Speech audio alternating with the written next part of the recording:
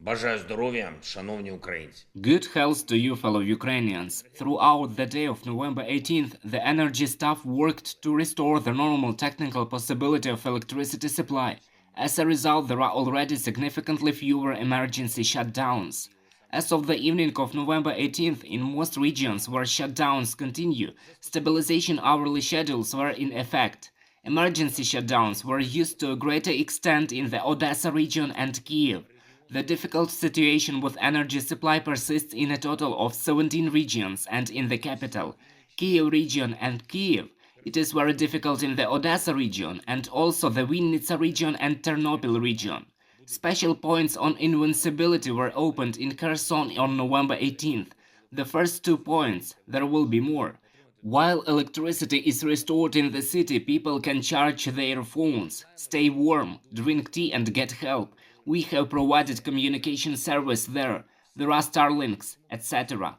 We know that it is very difficult for people because the occupiers destroyed everything before fleeing.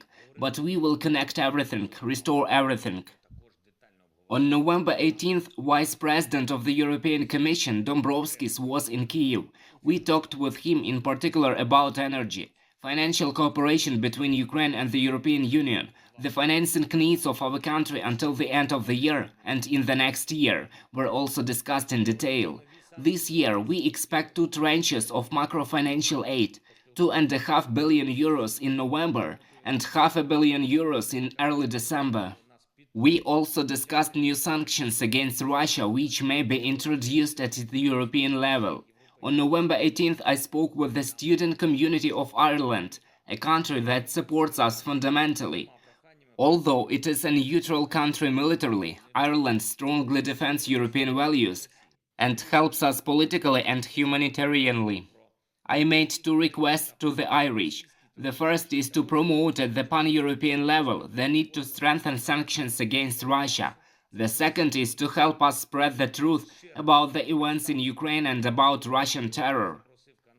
I also addressed the participants of the Security Forum in Halifax, Canada, which is one of the world's security forums.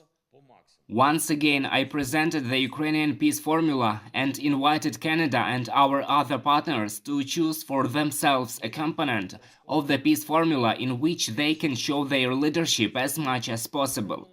This is the point of the way we present our proposals for restoring peace. We have broken them down into elements, what Russian aggression consists of, and we do everything to neutralize each of these elements and to neutralize the aggressor because of it. Every day I receive the positive feedback from the world about this approach of ours. Major leaders support Ukrainian constructiveness, and I believe that we will be able to implement our peace formula. The fierce fighting in the Donetsk region continues to this day. There has been no alleviation of hostilities or respite. About 100 Russian attacks were repelled in the Donetsk region only on November 17th. All our warriors who are holding out in Donbass are true heroes.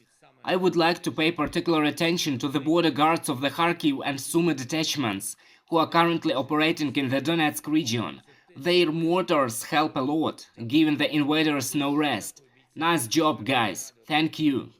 I also thank the warriors of the 4th Operational Brigade of the National Guard, which protects Ukraine in the direction of Bakhmut. Smart initiative and persistence are 2 things that produce extremely useful results. Nowhere on the front line do we give in to the enemy. We respond everywhere. We hold positions everywhere. We are preparing future successes in certain areas. On November 18th, I spoke with the President of Turkey, Erdogan. Thanked him for the efforts to extend our grain export initiative. We also discussed the details of our new humanitarian initiative, Grain from Ukraine. I hope that Turkey will join its implementation. Of course, attention was paid to both security cooperation and energy situation. On November 19th, we will have a very active day, not a day off at all. We are expecting news and opportunities for Ukraine, and we are already preparing the appropriate soil for them. And I want to say one more thing. Congratulations. Congratulations to all sergeants of the armed forces of Ukraine, on their professional day. Many kind words were said both in the army and in society. Sergeants are truly the people who ensure real unity and understanding between commanders and soldiers. The Sergeant Corps is the true backbone of the army, and I thank all our sergeants who live up to those words. Thank you to each and everyone who is currently serving in our defense forces. Thank you to everyone who made the defense of Ukraine a part of their professional destiny. Glory to our heroes, eternal memory and honor to those who gave their lives for the freedom of Ukrainians. Glory to Ukraine. Слава Україні!